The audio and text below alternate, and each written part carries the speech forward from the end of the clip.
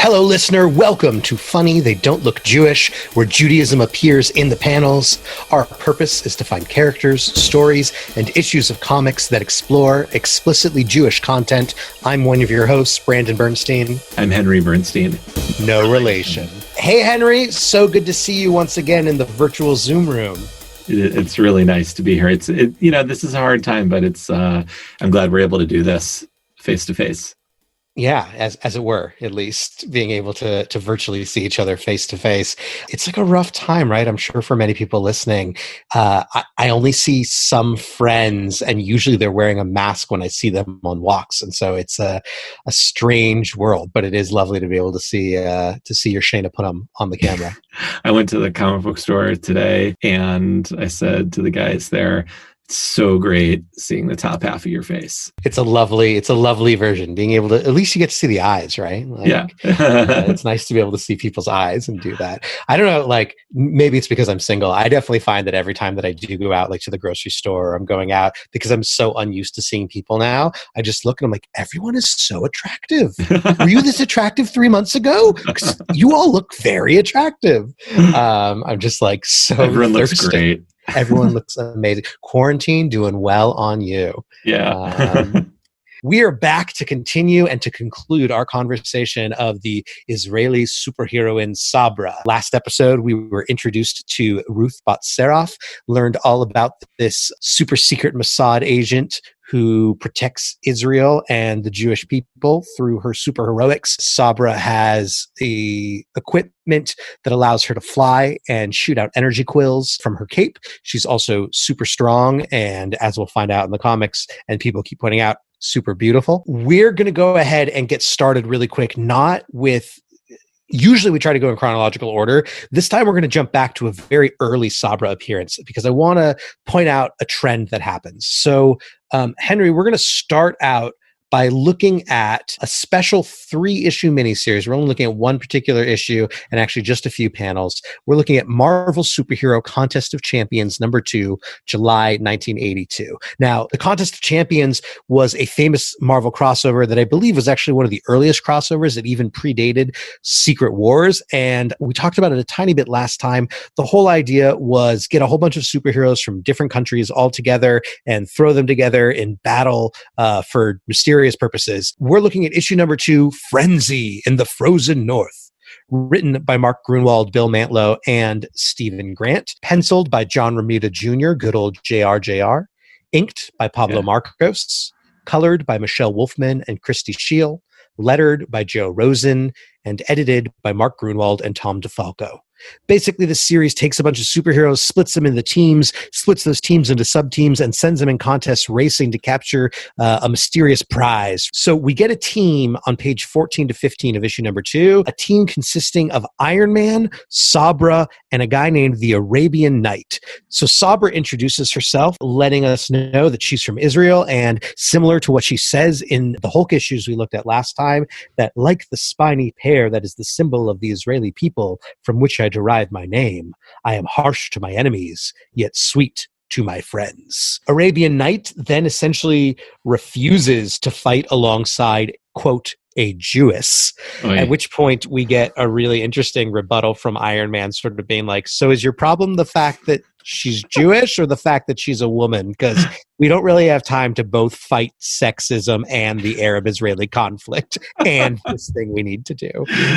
This is great writing here, by the way, that Tony was the one that's in my ears, I hear, in my mind's ear, I definitely hear Robert Downey Jr. saying that. Totally. And I never thought of Iron Man quite as snarky as Robert Downey Jr., but you're right. Going back, it's certainly not that back then. Yeah. But it's great to read 80s Iron Man in that light. So they go off competing. We're going to skip forward a few pages. One thing I just thought was interesting, Henry, is that their opponents include She-Hulk, and Sabra squares off with She-Hulk. Why? Why is she always with the Hulk? Yeah, exactly. Sabra and Hulks are constantly at each other's throats for whatever reason. I guess it's to show how strong she is, right? If you can go toe-to-toe with the Hulk, and even if you don't win, if you could last a while, that's good on you. And by the way, I'm really digging this design of She-Hulk too. Just as an aside, I'm used to that period of time of the Jennifer Walters She-Hulk being kind of more put together, and now they've made her kind of more savage again currently. I like this version of her. It's cool. Yeah, her clothes are very just sort of like rips. It looks a lot more like a female version of what the Hulk wears, which is Right. clothing that is not fashionable, but ripped apart. In the battle, Sabra ends up getting knocked out of the ground by a devastating punch, and she's falling. And Arabian Night actually sends his flying carpet, because in the 80s, there was unfortunately really problematic stereotypes. All of these international characters are stereotypes in troubling ways. We're not going to spend too much time in there. But Arabian Night saves her and basically says, like, I trust you've landed safely, Israeli. At which point Sabra responds, you mean you ordered your carpet to save me? And Arabian Night's response is a very tempered, we are teammates, aren't we? At which point Sabra goes, I would rather be dead than allied with you. And that's really the end. I mean, it doesn't really matter what happens to the fight, but what I wanted us to look at is the fact that right from the beginning, prickly indeed, Sabra is not there to make friends. She argues with Arabian Night constantly. And we saw in the Hulk issues, she got into battles with the Hulk needlessly. We're used to the trope of superheroes fighting each other because they can't communicate. Sabra kind of leans into it way more than any character I've seen. And I was just wondering, Henry, what does it mean that we have Jewish representation and that the Jewish character here is so aggressive and I'm just going to say pretty unlikable? Yeah, I was going to say unlikable too. Yeah, I mean, I have struggled these last two episodes to connect to Sabra. I think partially because everyone else we've done has become my new favorite superhero. Yeah. This is her second appearance. She's not making it easy. So I don't know what that means for how Bill Mantlo conceived her, or what he thinks about, if this is something he thinks about Jewish women or Israeli women, or maybe I'm reading too much into it. But it seems like there's nothing inherently likable about her, other than for our purposes that she's Jewish. Yeah, I think my frustration is that it feels like people, and by people I mean the creators, they're just focused on one half of what a Sabra is, right? The idea is it's a prickly fruit that is sharp on the outside, but sweet on the inside. I don't think we ever get to see the sweet inside of Sabra, and that's really the problem. Yeah. Like, they really emphasize that sharp and prickly outside. And I'm not going to lie, no offense to any Israelis listening, but like I've had those moments with Israelis where I'm just like, what the hell? And they can be very prickly and very aggressive and very sort of angry. And then I've also had those moments where I'm hanging out with some Israelis and I'm like, you just said the softest, sweetest thing. And you're so sweet and you're so hospitable. And I can't believe you're sharing that much with me. And oh my God, what a big softie you are. I'd constantly sort of have moments from like, ugh, Israelis. And then I'll turn around and I'll think about something else. And I'm just like, oh, Israelis, you're so like I don't like, as someone Jewish, I have that connection and I see both sides. Yeah. And I just think they're missing it. They're missing it. And it'll be interesting today. I think today is going to be the first time we're actually going to see a Jewish author tackle Sabra. Right. It'll be interesting to see, does he do any better at bringing the sweet side? But and they also could just say Sabra means a person born in Israel. They didn't come up with a super creative name. That's okay. I mean, yeah. She doesn't have to be prickly as a pear all the time.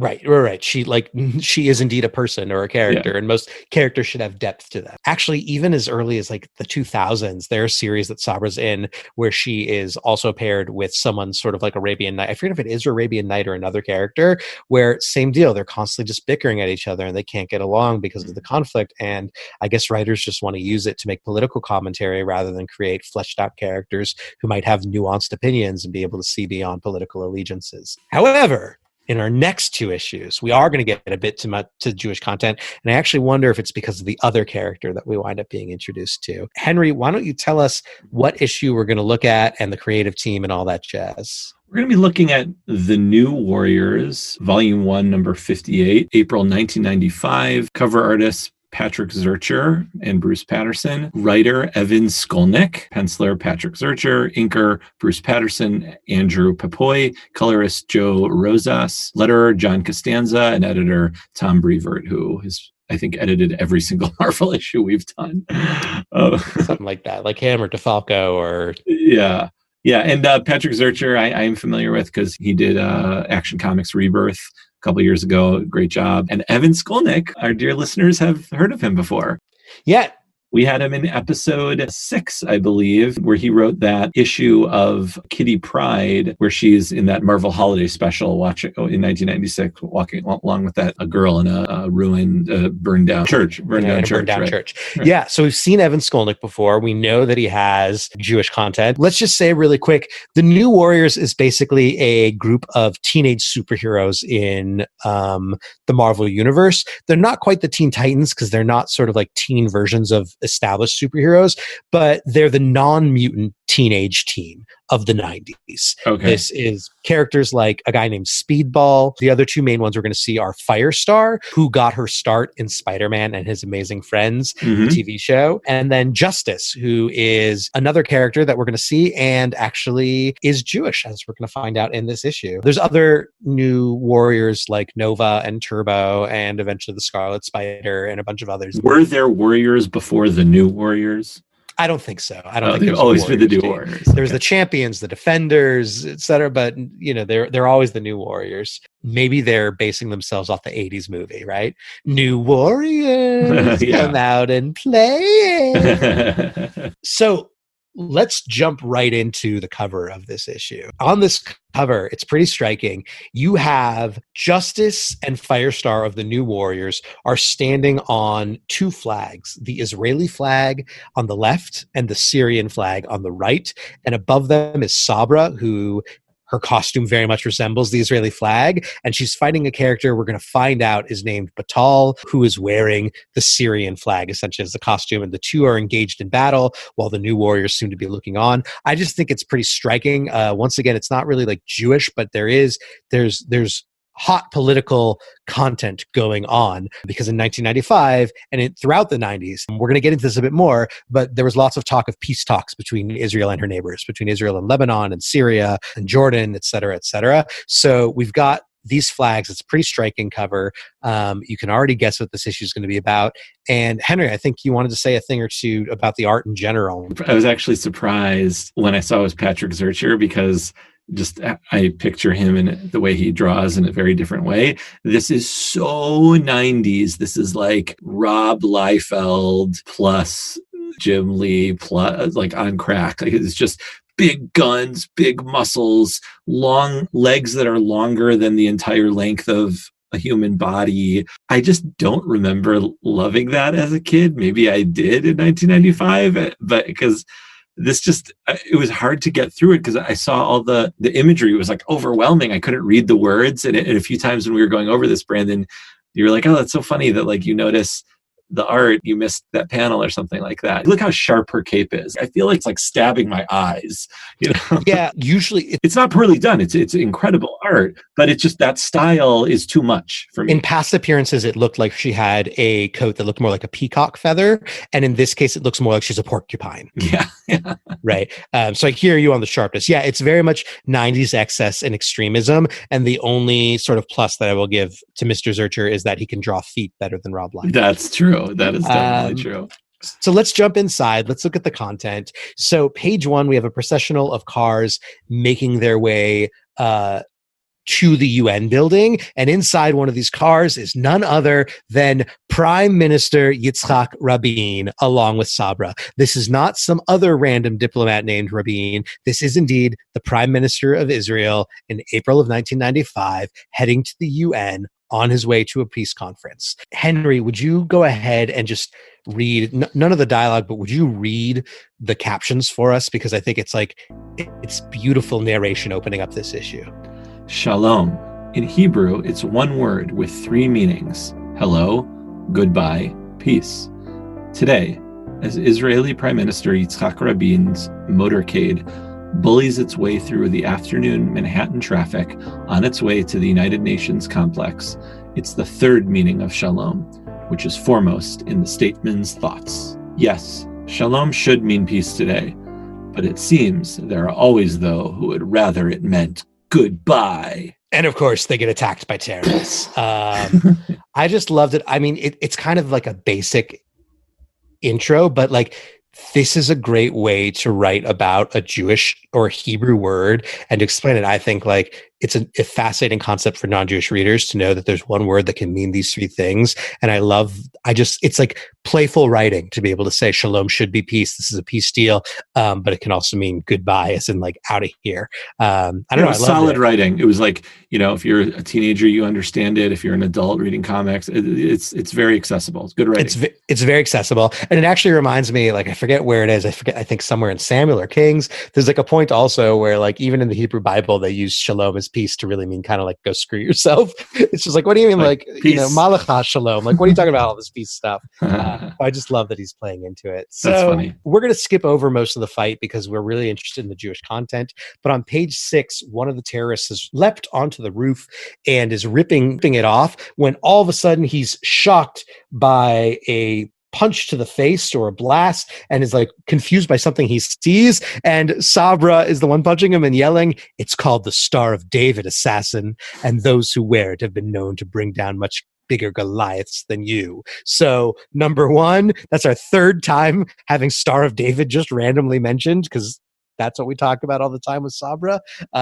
And 2, great biblical reference to Shmuel Aleph, to 1 Samuel, chapter 17, David slaying Goliath. And I love the idea that Sabra is just, we can take down bigger Goliaths than you. Henry, I actually wanted to bring up, I think part of what I love about this is we've talked, Sabra does not strike us as particularly religious, right? Yeah, we talked about that last time. I asked, do you think she's religious? And you speculated that no, she's for sure a Filoni. Right. She's I secular. think she's probably secular. So this actually brought me back to rabbinical school, my first year when I was in Jerusalem, and we were talking with this American guy who had made Aliyah and was talking about the experience and what it meant for him to be living in Israel. And he told us the story that, if it's okay, I want to share with you. That was just fascinating, because his point was trying to show that there's something about growing up in Israel where even if you're not religious, you have certain cultural touch points that are inherently Jewish in a way that Americans, who may even be very deeply religiously Jewish, don't have. And this was the example. He was hanging out with his Israeli friend, and they're in the kitchen, and there's like an ant problem, and they're looking for it, and they open the cabinets under the sink, and there's just a flourishing of ants that goes rushing out from there. And the guy telling the story, the guy from America originally goes, "Whoa, a stampede," because his reference is cowboy movies and sort of when like all the animals go running. She's like, "Whoa, it's a stampede of ants." His Israeli friend goes, "Wow, it's a Yitziat Mitzrayim. Wow, it's the Exodus from Egypt," because that was his touch point. Again, that point that even though Sabra's not religious, she still probably went to school in Israel. She was educated in Tanakh. It was just a part of things, not in a religious way, but she grew up where a lot of the stuff that we view as quote unquote religious was just part of the culture, was part of the calendar, was part of the history. And so I like the fact that her references, we could be reading it as cheesy, but I actually think it's just like these are the cultural references she has. She is as familiar with David and Goliath as the average American kid would be with Paul Bunyan. Page 9, the battle finished. The new warriors showed up to help, by the way. The battle being finished, Justice basically is the Jewish character is saying there was nothing mentioned about some Israeli superhero being here. What was her name? And we see his girlfriend Firestar, we'll pick up on this later, showing a bit of jealousy, being like, who cares? Right? Mm-hmm. What do we care what her name is? So we've got a bit of jealousy, as I said. And then, Henry, you want to read what Speedball, the third teammate, responds after finding out that her name's Sabra? Oi, if that's what super agents look like in Israel, where do I sign up to convert? So, yeah, Speedball was like he was like the quote unquote funny character that was meant to be making the snarky jokes in that 90s way. But we're going to continue to follow this path of what it means that all the boys love Sabra. We're going to see developing a lot of play of this idea of Jewish relationships and interfaith relationships, because you've got Justice, who's asking about this Jewish heroine, Firestar, his non-Jewish girlfriend, having some discomfort with there being a very attractive Jewish Israeli woman around, and Speedball, who's not Jewish, being like, dang, I'd convert if it meant I could get with her. It's maybe a little gross, but we'll keep our eyes on it. Another thing to keep our eyes on this page, there's a flashback letting us know that one of the characters, we don't know who, has been implanted with some subliminal programming. Dun, dun, dun. Skipping forward to page 12. that Syrian flag-dressed character from the cover, Batal, has guns inside the UN. Justice, trying to be a good American superhero there to keep the peace, grabs the gun from him, holds it up, and asks the guy, "Who are you?" And then we get this conversation between Sabra and Firestar. He's called Batal, the Syrian super agent. Go ahead, shoot him dead. Jeez, how can you say that so easily, so casually? As easily as they killed my son. Whew. So, Sabra is not pulling any punches. She's clearly very angry at Batal. But Henry, you were pointing this out when we were planning this episode. This is probably the first time that we've ever learned anything that could be like the root of Sabra's anger and why she's upset all the time. This was clear. This was some sort of retcon. I mean, we discussed this.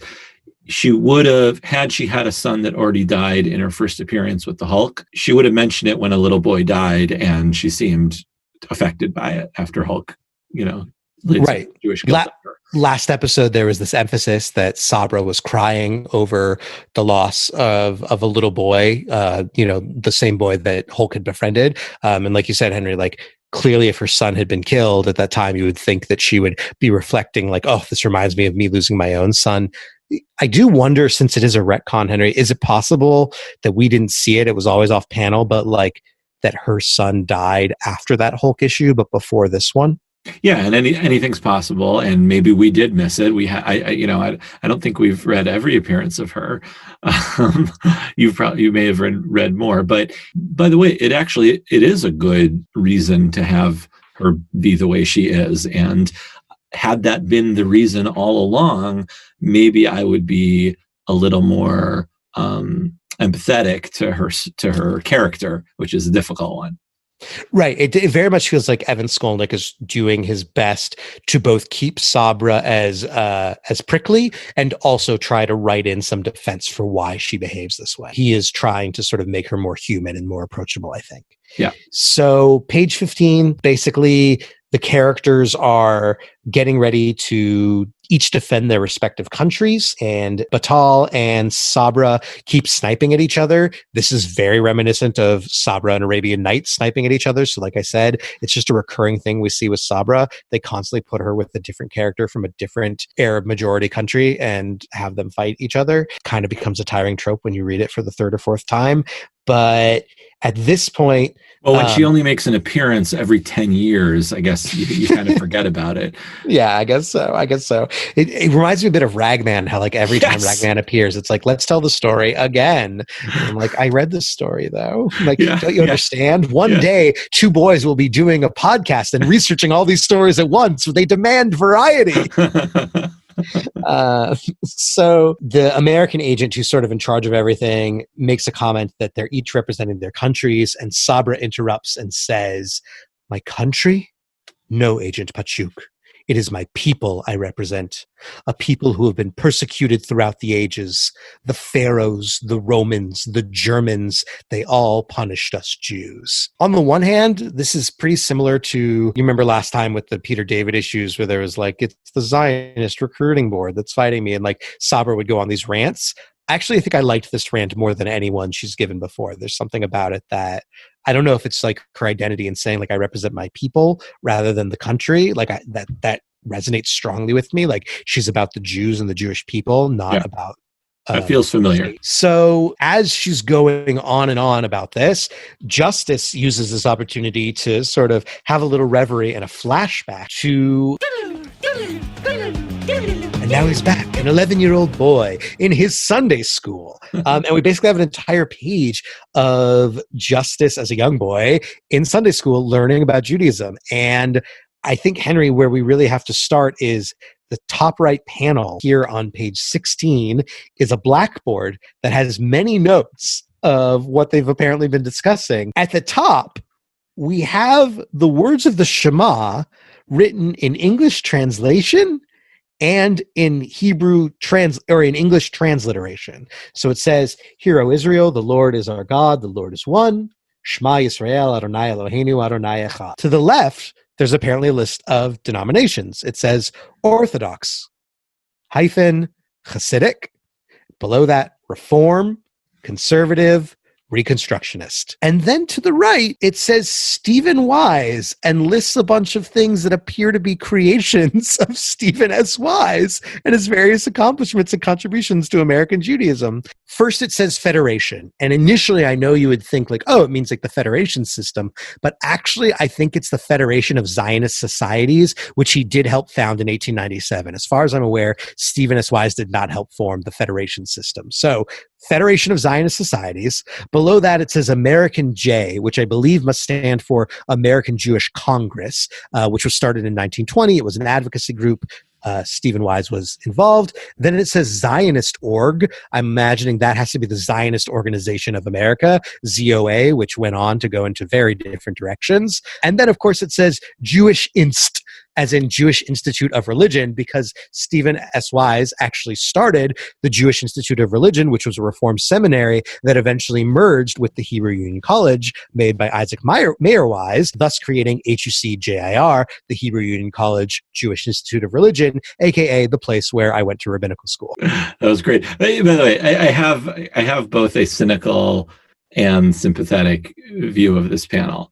Number one, the cynical one is I taught Hebrew school for 10 years. If I covered the major branches of Judaism, it definitely wasn't in the same lesson that I was teaching the Shema. Or one sympathetic thing is you could say like here, there are these different versions of Judaism, but they all adhere to Shema Yisrael, Adonai Eloheinu, Adonai Echad. How's that? That's lovely. That's a really lovely That would be a nice lesson.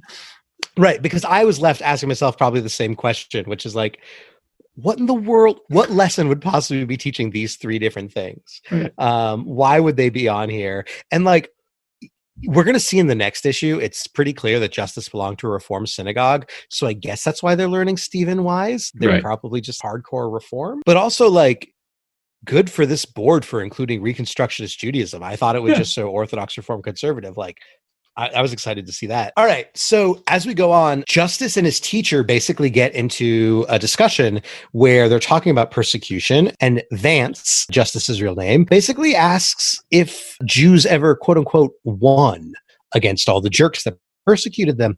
And the teacher lets him know that, of course, the Jews won. After all, we still exist. By outlasting our persecutors, we've won. And by being good people, we've won. And Vance is like, no, I don't mean that way. I mean, have we ever fought back? And the teacher's answer is more or less, just be a good person. Mm-hmm. At which point, Henry, would you read at the bottom of the page the narration that Justice thinks to himself?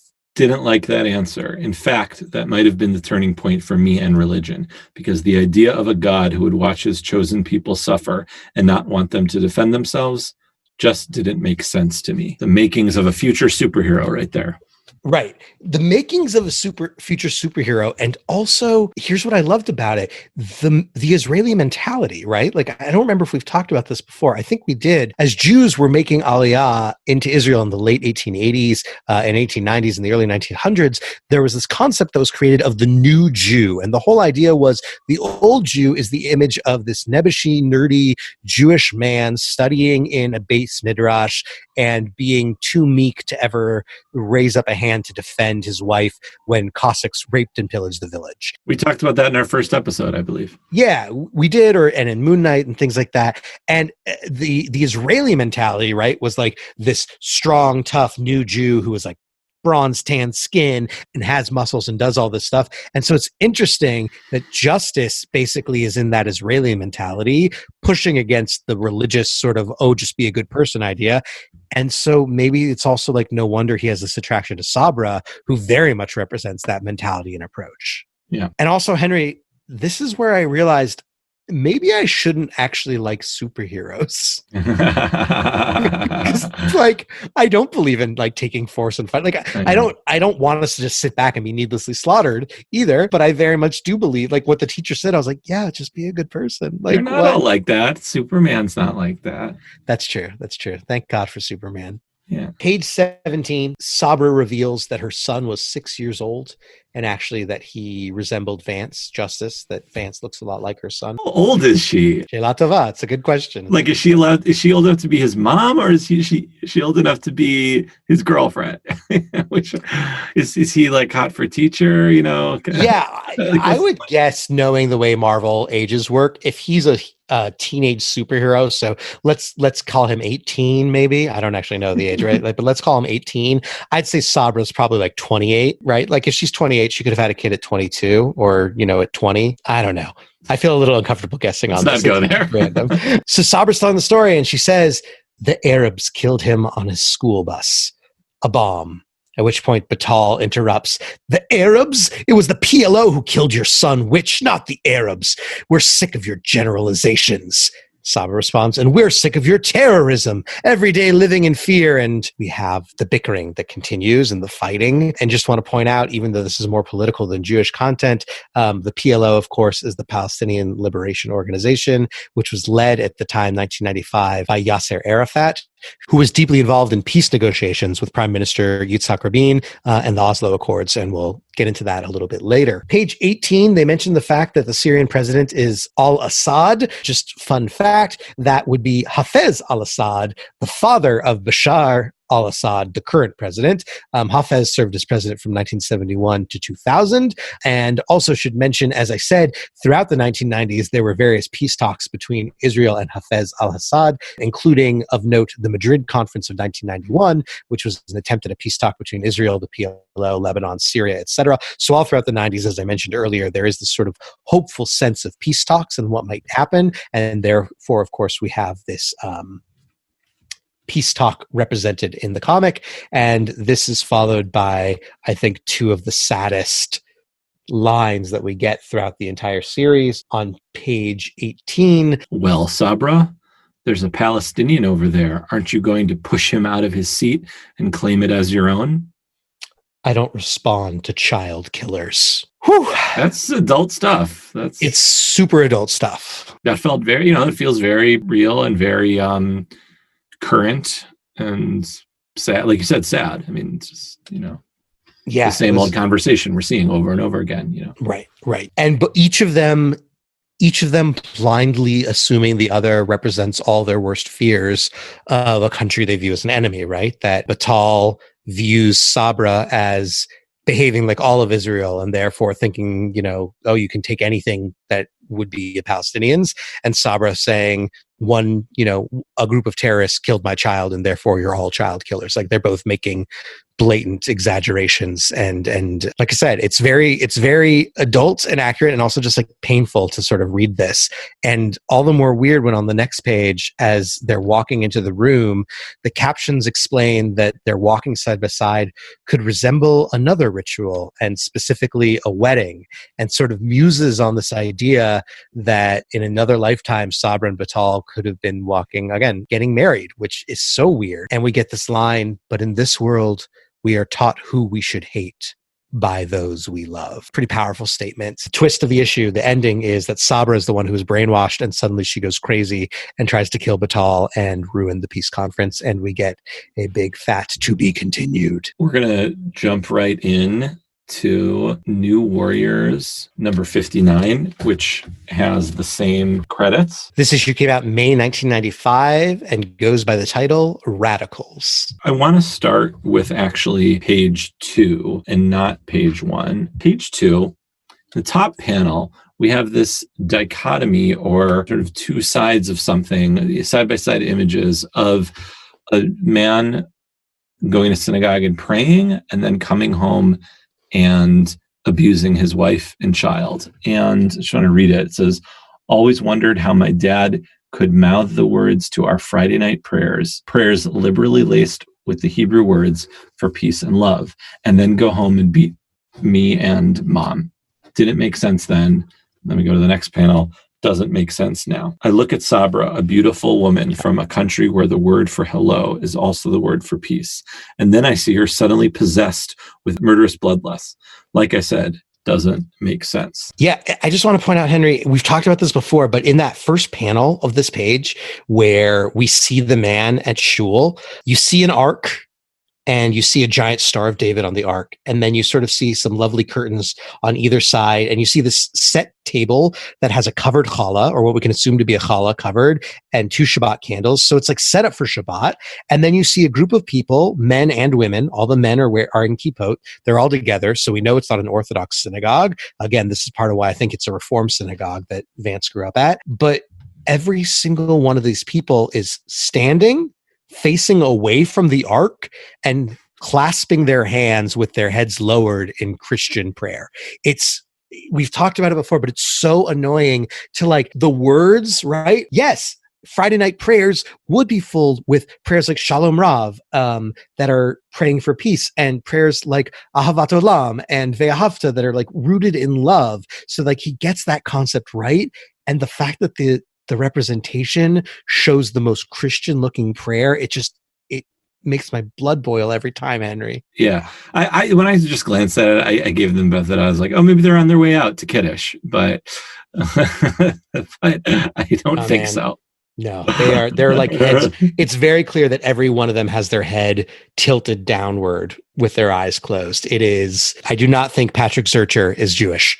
I think he's drawing a very Christian version of prayer. Right. Going back to page 1, you see a flashback of Vance's father hovering over Vance and his mom and excoriating them and ready to beat them. And then we go to page 3 and you have the same position, but now Sabra is where the father was and Firestar is where Vance's mother is, and Vance is still where he was before.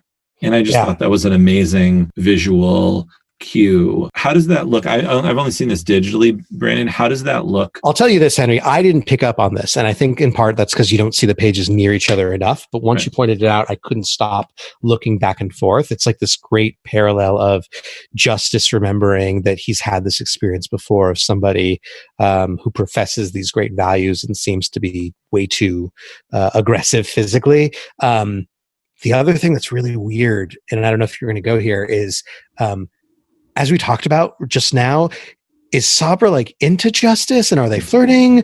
Is she old enough to be his mom? She's positioned to be in a parental role. So like, and also Justice, she kept saying looks like her kid. So it's really weird that it's like, there's this, I guess, Oedipal attraction between the two. It's like, it's very strange, the layers that Evan is studying, because it's like, it would make sense to either just have her be very maternal and saying like, oh, you remind me of my son, or to have the like awkward sexual tension. I don't like that it has both. It's weird. They kind of are trying to play with both things. They haven't figured it quite out yet. So we're going to go to page 6, and on the bottom of page 6, they're all fighting. And Justice says, something's obviously controlling her actions, Angel, talking to Firestar. Maybe even someone like Protocol. Sabra would never willingly try to kill her own prime minister. And Firestar says, yeah, unless she's one of those radical Israelis who's actually opposed to peace talks. Which is just knowing what we know is going to happen, that was really tough to read. It was really tough to read, and I think we need to talk about it. So this issue comes out in May 1995. On November 4th, 1995, which corresponds to the 12th of Mar Cheshvan, 5756, in Kings of Israel Square in Tel Aviv, Prime Minister Yitzhak Rabin was gunned down and assassinated. It was following a rally supporting the Oslo Accords. It was exactly what is described, that a radical opposed to the peace process took it into their own hands to assassinate the Israeli prime minister. He was assassinated by Yigal Amir, Yamach Shemo, who was an Israeli law student and an ultranationalist radical, claiming he was operating under God's orders. You know, I still think when, like, almost every time that I've gone to Israel, whether on a trip or living there, like at some point I go to Kings of Israel Square in Tel Aviv, and I look at like the sort of the landmarks that are left there and the memorials that are built there, and it gets me every time, right? It's just like so devastating and tragic that I don't know if there was ever a time that we were closer than in like the mid-90s to seeing peace deals with Israel's neighbors. And the assassination of Yitzhak Rabin remains, I think, one of the great tragedies of Israeli history. And it's really crazy. Like, fine, the idea that a political leader would be assassinated, I'm not surprised to see fiction about that. But again, the fact that it's 6 months, right? This issue came out 6 months before it actually happened. It's just like wild. Prophetic. It's weird. Yeah. Right. It's oddly prophetic. And like you said, like, I imagine this comic came out and probably meant one thing. And anyone who was like paying attention and also reading New Warriors probably made this a really difficult reread. Yes. Pretty quickly. Yes. Right. Like, it'd be kind of interesting to see what the history of this issue is. I don't know what the overlap is of Middle East political aficionados and comic book readers, or New Warriors readers specifically. Right. It's almost on the level of like when I read a comic book that makes references to the Twin Towers and how great they are, and every time it just sort of like throws me off because I'm like, it's, those aren't there. It's such a cognitive dissonance. So to read this story and to see this happening, it's like I don't know, maybe it just has me wishing, like, I wish Sabra was there in the rally. I wish there really was a Sabra to have like taken the bullet with her bulletproof skin and saved him. I mean, it really dates this issue. You wouldn't, you just wouldn't see this again. If this had come out 6 months later, that would not be in there. Right. Now, maybe years later, as a retrospective social commentary, maybe you would see it. But this is definitely, I mean, it's eerie. Right. That's an interesting point, that it just eked out. Like, literally, if he had the idea for the same storyline, but for some reason had 6 other issues in mind first, you wouldn't be able to do it. Right. So on page 8, there's this really cringeworthy dialogue that I wanted to go through at the top. Firestar fires her power at Sabra and takes her down. And Justice says, "My God, Angel, I said stun her, not kill her." And then what does Firestar say, Brandon? "Will you stop mooning over that slut? Maybe you should." Yeah, right? Like, no. Well, like, this is the 90s extremism to the worst, right? Like, "Oh, you didn't want me to kill that person? Is it because you want to sleep with that slut?" Like, whoa, this is so troubling. Slut shaming's not cool. The language isn't cool. The level of jealousy is like way too extreme. This is like, I understand superheroics are about the drama, but this is like drama to an insane degree. I don't want to emulate if she's a superhero, I'm not. That's not the same Firestar that was on Spider-Man and the Amazing Friends. No, it was not. But so Firestar continues saying, "Maybe you should have just charmed her into submission with those lovely eyes of yours, Vance.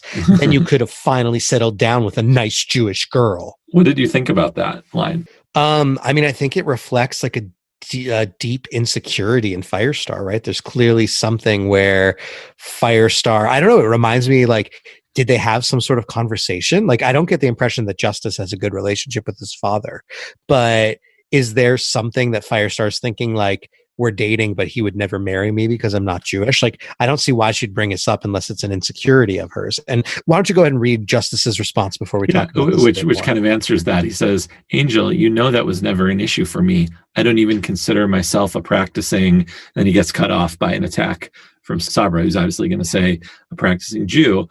So, did he take her home for a holiday and mom was cold or whatever, or said, "You're dead to me"? Or, is it an issue about a marriage thing? I mean, there's so many ways we could go with this. So it's interesting that they put it in there. I mean, this is, this is a conversation that has not gone away or changed for many people. So, I mean, I actually think that's more courageous as an issue than some of the other stuff they deal with. And I wish that might have been fleshed out more in a more appropriate way instead of calling her that word.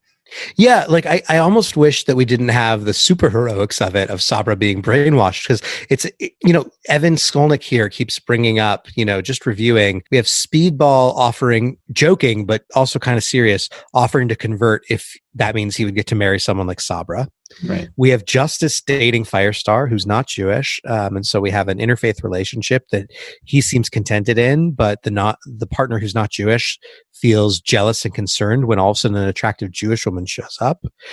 We also had the weird talk of Batal and Sabra looking as though they're walking down an aisle. So there's another relationship where you would have a both religious and politically diverse relationship in marriage. So clearly Evan's curious about exploring these topics. And I wish that we could have seen it done in a more thoughtful and fleshed out way rather than just a sort of extreme argumentative dialogue tapped on, because as you said, it taps onto a real issue that I think as a society, there's both better resources and a lot of acceptance and embrace of interfaith relationships. And there's also still a lot of elements of the Jewish world that frown on it. Like I remember growing up all the time, my mom would tell me, Brandon, I don't care who you marry, as long as they're Jewish. Guy, girl, doesn't matter as long as they're Jewish. Which is like, right, like basically my mom, and like, you know, I remember hearing this in like the early 90s, which was not quite as tolerant of LGBTQ population, right? And so my mom was basically saying like, I don't care what your sexuality is. That doesn't matter. But like, they better be Jewish. Like, even if you're gay, you know, it's not written with enough sensitivity, but I do like that it taps into an issue that I think is an issue. Like I've got lots of friends that I talk to, and I have those who, you know, because of that only ever dated people who are Jewish. And I work with students who are dating people who aren't Jewish for the first time and talk to me about like, how do I tell my parents about this? And my parents are furious about me, or I don't want my parents to know because of this. And like, you know, it's a very real concern, except, you know, Justice's statement is like, I don't care about this. Yeah. So then a lot of punchy, fight. Yep. And then we move on page 18, Sabra's just taking it to Justice. He's not going to win this fight. And she's going to take him down. And so he's like trying to think of something to say to her to break through the mind control. So he says in the last panel on page 18, what can I say to make her remember? What was that prayer? Can't remember. Got to try. And so on the next page, cut between panels that close in on Justice's mouth as he's bleeding and being choked alive, and then Sabra's eyes glowing with the mind control and slowly losing it. Justice says, Yit Gadal v'yit Kadash Shemei Rabbah Be'alma Divra Chirutei V'yamlich Malchutei B'chayechon Uv'yomechon Uv'chayei Dechol Beit Yisrael Ba'agala Uv'izman Kariv. And Sabra lets go of his throat. And with a tear down her eye says, V'imru Amen. What? Yeah, they should have ended the issue right there. Like I didn't need the wrap up at the end. Right. I mean, great cinema right there in terms of, you know, like visual storytelling, the close-ups, Totally. Closer and closer, the mouth switching, his mouth, and then her eyes, and her eyes softening with each word, and then the release of her hands and then the tear and the V'imru Amen. Very well done. I mean, bravo, Zircher and Skolnick. Right. Really well set up. Beautiful to see. I agree. I think for us, like, we don't need anything more than this page. But I just want to emphasize, because I remember this is what I said when I first found out this issue exists. Justice broke off Sabra's mind control by reciting the mourner's Kaddish. You can't. Right? You don't get much more Jewish than that for explicit Jewish content, right? He broke through to her with like the prayer. Like, here's the thing, Henry. It's not a surprise to our listeners that my dad died in December 2018, and I spent my year of Avelut, my year of mourning, saying Kaddish for my father every single day that I could. I think I only missed 10 in the 11 months or so during which I would say Kaddish. I remember growing up at a Reform synagogue that taught me the words of Kaddish and taught everybody to say it, because the mentality was we all say Kaddish for those who have no one left to say Kaddish. And my mom's father, my Zeta, who grew up Orthodox and was conservative at the time, came out to visit around my bar mitzvah time and overheard me reciting Kaddish. And he said, "What are you doing? That's only if your parents died. Don't say that." And I remember arguing with him. He's like, "Oh, what? You think because you became a man, now all of a sudden you're 13, you can make all your decisions and you know best? You think you know everything? Like, you're not supposed to say it." And like that like really shook me. I think he could have gone about it better. But the important thing is like that ended up impacting me. And I remember being in rabbinical school and making the decision that I would not recite Kaddish unless I was leading the service, in which case I feel it's different when you're in a communal role, but I would not be reciting Kaddish. And I remember saying, because God forbid when that day comes, I want it to feel different when I'm saying that prayer. And I remember a classmate of mine was like, "You're not going to want that. It's not going to, you know," but when my dad died, Kaddish became the way that I'm not always OCD, but like my OCD came out in needing to say Kaddish every single day. And that prayer became everything to me. And it is so much more powerful than it ever was before that. So like, I know the power. Anyone who has lost somebody and recited Kaddish, and especially recited Kaddish for almost a full year for somebody, that prayer just hits in a particular way. Yeah. It's wonderful that this comic was able to do that for us. Cause, you know, I would say for most of this, we've been pretty critical of these issues. And so, you know, isn't it amazing that a comic from, you know, so 1995, rereading it, you know, and even it's not a great comic and it has a lot of issues, problems with it, at the end can still get you in a very personal way. I mean, I can't relate to it in that way. I'm glad that it did for you, that you can't get much more, like I said, explicitly Jewish than that, and personal for many people. Definitely. Let's go ahead and read.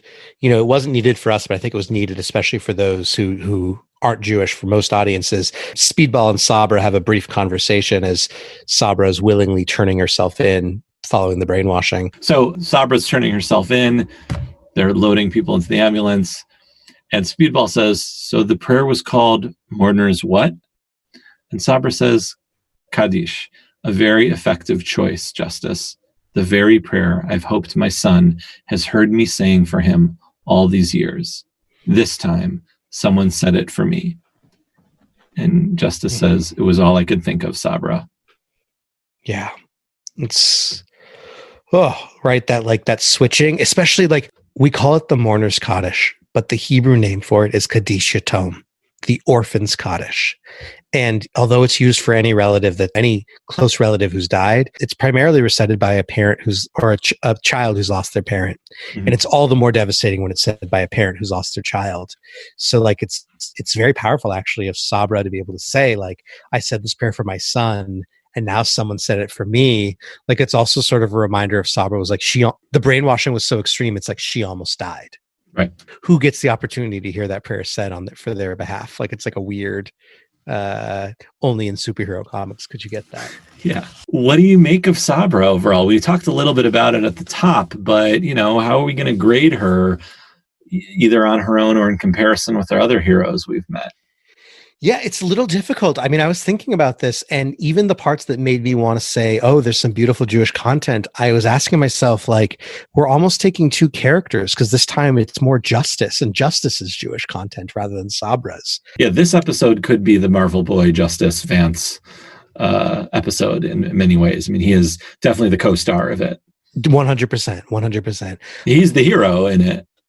Yes, he very much is. And I think it's difficult. I think it's a reminder that representation is a good start, but strong characterization is an important second. And I like the idea of Sabra a lot more than I actually like the character. And I'm still waiting for a writer to come by and do her some real, forgive the pun, some real justice, to see her just sort of written well and complexly.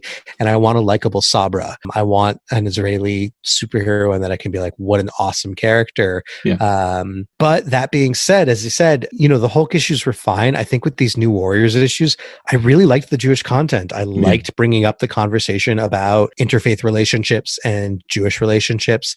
I really enjoyed the usage of prayer to snap her out of it. And I thought that it was pretty smart and, as we said, like almost prophetic and eerie. I really felt a sense of Yi Ra in the sense of both awe and fear when reading about the Rabin assassination and realizing how close this issue came out to the actual assassination. So, I felt like for a while there, we were kind of going like they kept getting better and better and better. Sabra's definitely been a step down in terms of Jewish content, but I'm really glad that we explored her and we saw what else is out there. Yeah, and a couple of final thoughts about her. I think there were, in every single issue we saw, there were a lot of interesting threads that I would love to pull to see a full story about that. Like, oh, that's a kind of a slightly interesting thing about you. She's a Mossad agent. What's her history? What's her story? How did she get there? Who are her parents? Does she have siblings? Certainly this child situation, I would love to see the Clark Kent side of her, her as a person. It seems like because she's not a regular Marvel character in an ongoing series, even on a team, there's a lot of random people who get a lot of screen time in the X-Men and other team things. Every time we see her, it's an appearance, and her appearance has to be an impact, and she's pretty much used as a villain in a way, like she has to fight with someone. And that's not the interesting stuff in there. The Kaddish scene is the interesting stuff. The mentioning of her son is the interesting stuff. The monologue that she gives about caring for her people, not just the government, that's interesting. I want to know more about that. What's her history? Was she in them? What was her history in the IDF? What kind of things did she have to do? Where I'm going with this? Like, she could make an interesting ongoing or mini series if we've said this before, like, if we had the right writer tackling one of these people with a real deep, rich Jewish content, maybe this could go somewhere. But we didn't get enough of that. We only got these flashes of her and these brief appearances where they're like, this is her and this is her powers. And this is a thing about her because she's Israeli. We kind of lean on him a lot as our answer, but do you know who would probably write a killer version of Sabra as a Mossad agent? Greg Rucka. Yeah. Right? He would nail the international politics aspect of it while bringing the Judaism and being able to explore Sabra as a complex and powerful female protagonist. And even everything about her writer could do that. Right. Like Tom King could write a great Mossad agent story like that because he does his research and he's lived it. And he's not Jewish, but there's more to this character. Yeah. I don't know if Bill Mantlo intended it when he invented her, but there is definitely more to this character than we've seen so far. Very much. And I think the biggest chaval is that since 1995, so in the 25 years since, I've mostly seen her pop up, sometimes in X-Men, sometimes I think she was in a Captain Britain mini and like various things. Even Captain Britain got a mini before Sabra. Right.